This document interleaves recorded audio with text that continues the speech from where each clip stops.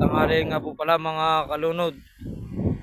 Dito na naman po tayo at naghihila na naman po tayo ng kids. Po, yan naman mga kalunod, ang ganda ng panahon, walang masyadong alon. Yan naman mga kalunod. Ito nga pala mga kalunod yung mga karga naming pakain ng isda, ng tilapia.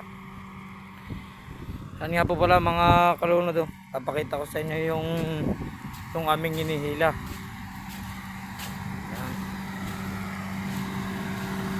Yan po mga kalunod ang hinihila namin dito sa Batangas. Yan yung mga kalunod, yan ang lalagyan ng tilapia. Kung nakikita nyo naman yan mga kalunod, yan nga pala yung Puntal Volcano. Kami po nasa gitna po kami mga kalunod ng dagat. Yan mga kalunod, yan yung kasama ko. Yan. Mga kalunod, yung mga pakain ng isda. At tingnan nyo naman mga kalunod. Ang ganda talaga dito sa Batangas.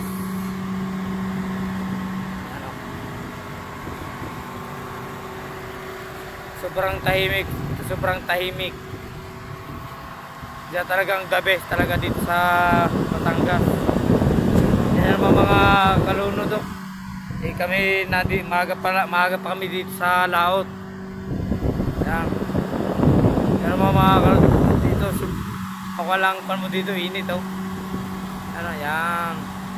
Ito nga pala mga kalunod yung pinakita ko sa inyo kahapon na bangka. Yan, nagkarga po kami mga kalunod ng pakain ng tilapia.